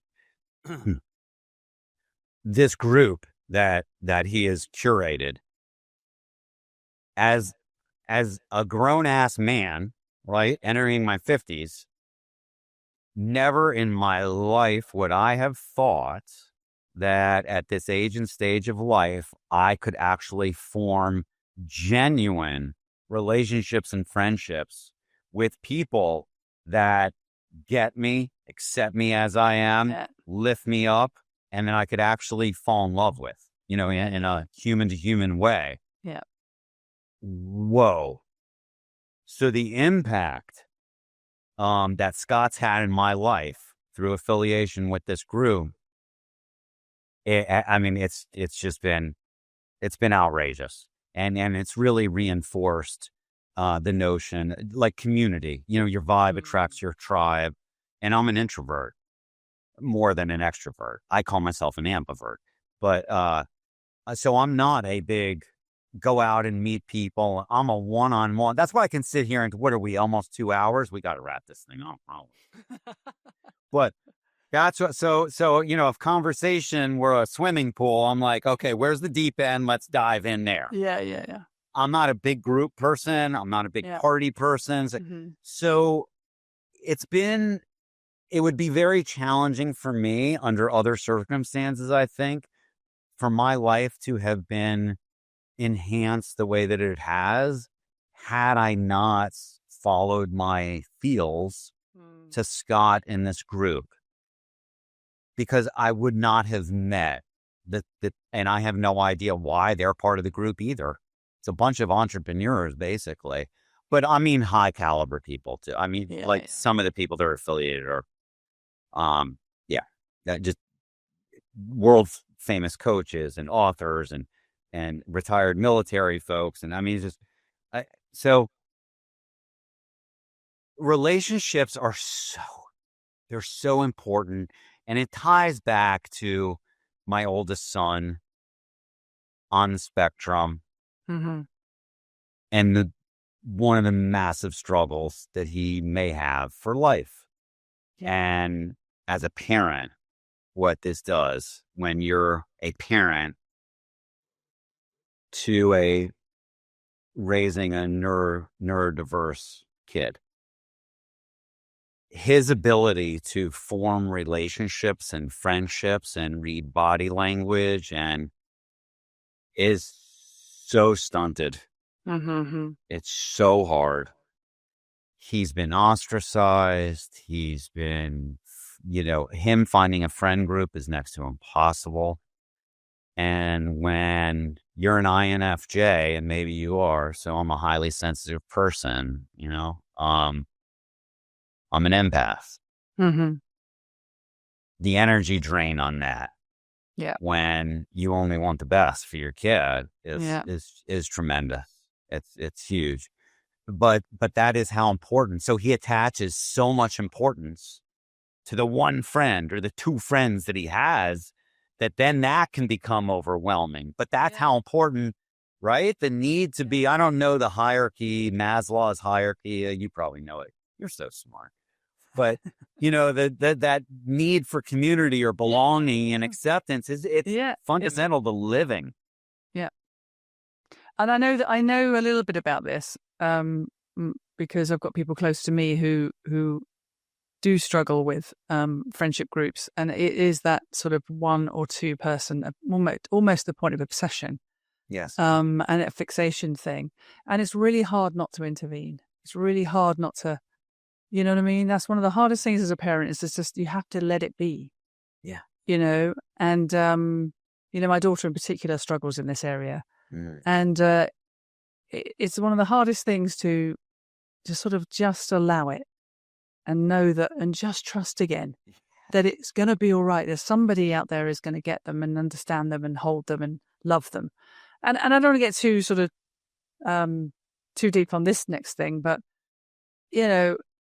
maybe, again, it's another reason why we get a little bit more introspective in our older age.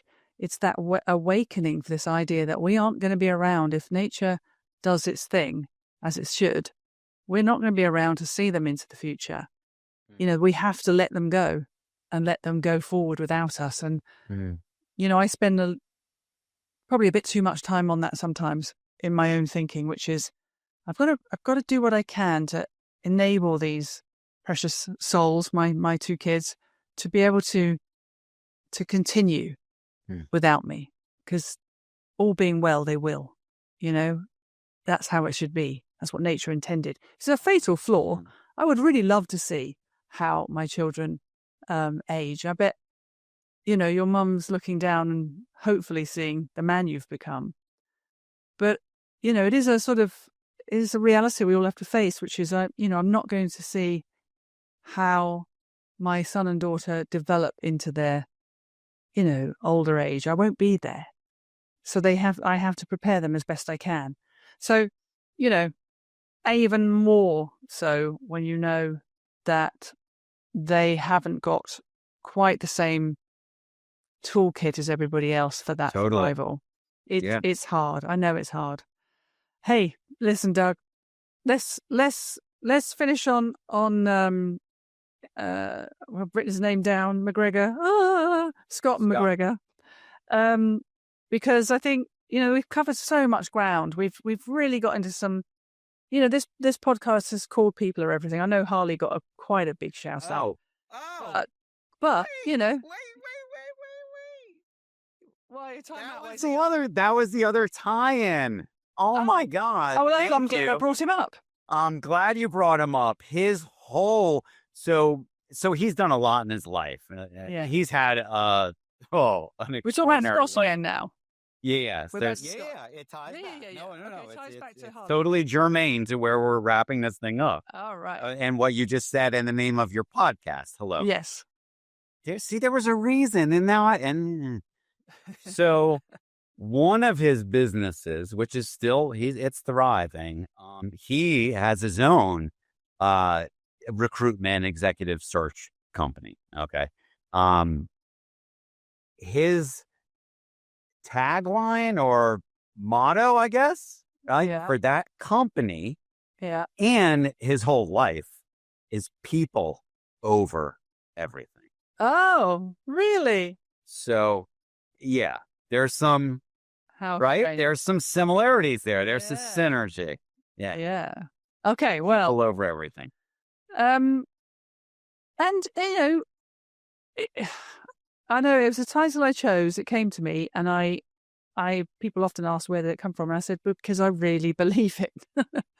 It didn't actually come to me that in any difficult way. So, and the way you've talked about your 5 today, there's so much here and so much humanity in it. I think in that, I joked about the AI thing, and we're not going to go down that road. But when we did talk about it back in the day, it was in context of humanity and its impact on humanity. And, I'm a big fan of us. I think humans at their best are extraordinary. I'm on our side. I'm rooting for us. I think we've got a capacity for such depth of and substance and complexity that no computer will ever get to. I don't care how much you can simulate it. You could probably simulate a lot of it, but how we are made to feel, how we feel, and how we make others feel, and all the connectedness of us all, I just think it's just extraordinary. So, thank you for sharing your 5. I do have a couple of questions. One is, what's next for you then, Doug? All these amazing people and challenges and the highs and lows, and more than your fair share. Are we doing peace and quiet for the second half, or are there ambitions? Oh my God. I don't want to say I gave up on the tranquility piece, the peace and quiet, but there was a time last year, or maybe within this past year, I'm very routinized. I'm a routine person. My mornings are absolutely precious. From 5 a.m. to whatever it is. It's my oxygen mask. I end it, and I'm not super religious. I really am not. With a little prayer. And I was used to pray. And a lot of it has to do with the kids and parenting and those challenges, which are ever present. May I, God, may I just for a few months, for the next year, whatever it is, I'm ready to receive, and I'm deserving of reception of a nice long period of tranquility. Yeah. And it just wasn't coming to pass. So I sort of switched it to, I just started praying for the strength that I need to bear. Yeah. Yeah. But to answer your question, I would love some tranquility. Sure, I would. What's next? So I'm a year into building my own business, right? I love the endeavor that I'm on. I'm not a 5-year plan guy. I'm not even a 3-year plan guy. I am an intuitive but pragmatic guy, thinker, planner. It's been a wonderful lot of lessons learned. It's been a wonderful first 11 months with LFG Now. I want to continue to grow that thing so that my use case is there, like it has legs.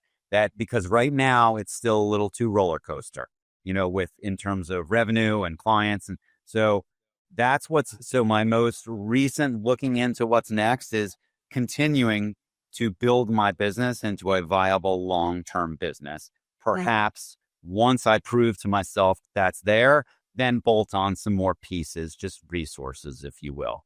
Yeah. And then I foresee in 2026 something happening with, I'm not sure what yet, but with Blue Collar Buddha, which is kind of my alter ego. I am waiting on an official trademark to be, from the Patent and Trademark Office in the USPTO.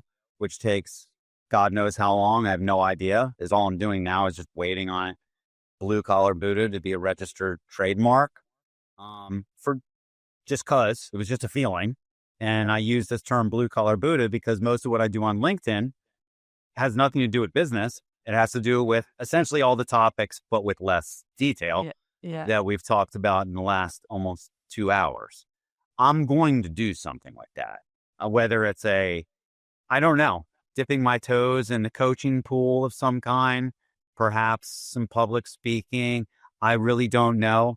I'm not attached to any outcome in particular, but there's going to be something happening with Blue Collar Buddha in 2026. I love it. It's a great name. Like, it's a name that's so good that I thought you were going to say, this is Blue Collar Buddha. It's a thing that's been established since, you know what I mean? It has a feeling of it, of always being there, which means it must be right. So I love it. Blue Collar Buddha. Do it. All right. Well, listen, I look forward to tracking your evolution in that area. Yeah. I do have one last question for you, which is, who shall I speak to next and why? You meant to have prepared this one, Doug. This was the only bit of... No, I mean, there's three or there's three or there. I'm going to narrow, I'll narrow it down. You know what? I'll just give you one. How's that? Okay. But am I supposed to tell the person? Well, you share it with me here. And then behind the scenes, you kind of make it happen. So, I said to someone once, don't give me someone who's outside your sphere, because otherwise it's just aspirational. I would actually like to meet this person. No, I'd like to meet this person. Oh, if I would want you to meet this person. Rachel Joy Baribeau. Great name.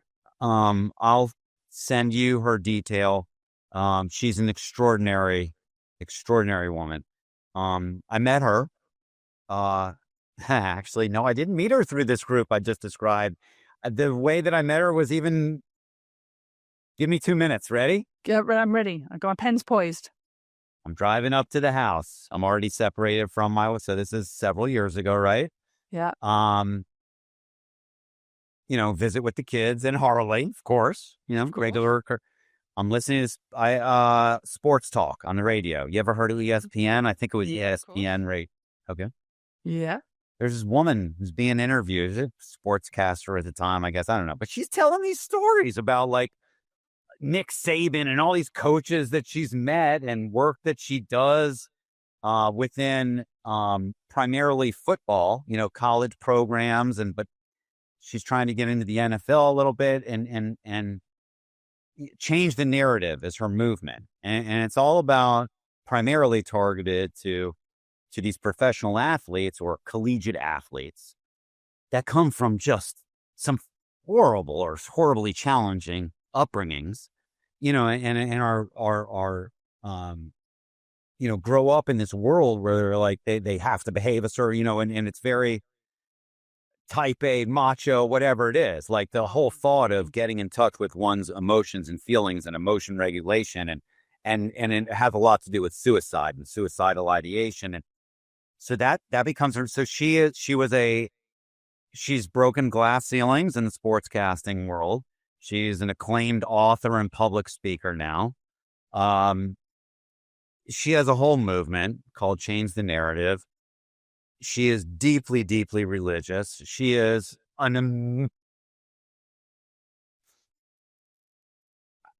don't even know. She's an amazing human being. And when I talk to her or we exchange voice notes, I feel as though I'm like a piece of God is who I feel like she has a direct line, to God. Her energy is just, it's off the charts. It's unlike anything. She is the deepest feeler of a human being I've ever met in my entire life. She's just an extraordinary person. And, she has a book I would direct you to. That's a pretty easy and interesting read about her life. She's the person I would point to. Yeah. Oh, wow. Well, she sounds incredible. She's unbelievable. And I would love, gosh, you should send her this little segment when I finished producing it. If you could allow me to, I don't know how to do it, but Well, I'll figure it out. But it's like, all right. such a wonderful summary of another person. I think anyone would love to hear that. I think. Okay, so Rachel, we're coming for you. You're coming on this podcast. Yeah. Yeah. No, I'd love to meet her. Well, listen, Doug, honestly, I've really enjoyed this. I knew it was going to be of substance. I knew it was going to be depth. There was going to be sincerity, humanity. You took the conversation in some, directions I wasn't expecting. But what I love more than anything is your openness and generosity in sharing your life, the challenges that were within it. I think that's such a generous thing to do, and a very just a very honorable thing to do for the listeners here, because what did you say? You have to learn through. No, there's something about learning through the experience of things. You grow through what you go through. Yeah, I love that. You grow through what you go through, and I think even if people listening now have never directly experienced the things you've experienced, they will have learned something today. So I think the honor is in the honoring yourself, honoring the people that have, brought you here, but also honoring the listeners and saying, look, this is a gift, actually. I'm going to gift you this stuff. And I hope people have made it to the end. It is a long conversation, but they're my favorite. Maybe I am an INFJ. Where am I again? INFJ? Yeah, I'm that. Maybe that's why I do this. My favorite thing is long form conversation. I would do this all day. What's the point of the rest? Like, literally, I'm so boring at parties. Everybody else just wants to do shots, and I'm fine with that. But I actually would love to just collar someone and sit them down and ask them questions like this. I've had to build an entire podcast so I can do it. But no, it's my favorite thing on earth to sit with another person and really get into things. So it's an absolute joy today, Doug. Thank you so much for taking the time. Thank you so much for providing me the opportunity and the platform to do it. It's priceless for me. I'm very grateful for it. Thank you. No, well, you're very welcome, and thank you.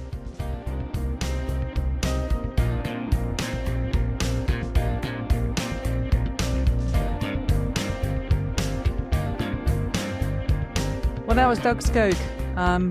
I knew you'd love that. I loved it. And listening back again, just incredible. So much life experience in one person, and so much loss. And yet such a giving soul, shall we say. Talking of giving souls, next week we have Julia Bird. Now, I have been asking Julia to do this podcast pretty much from the off. She's a dear friend of mine. I've known her for a long time. And you'll hear, I'm very much in awe of her, and I am extremely blessed that she's someone important in my life. You're going to love her. She's incredible. She's dedicated her entire life to trauma work, particularly with children. And we all need more Julias in the world. So until next week, when I can introduce you properly to her, have a good week. If you've liked Doug, please like, subscribe, comment, get involved. Have a great week ahead. And I'll see you next time. Take care. Bye.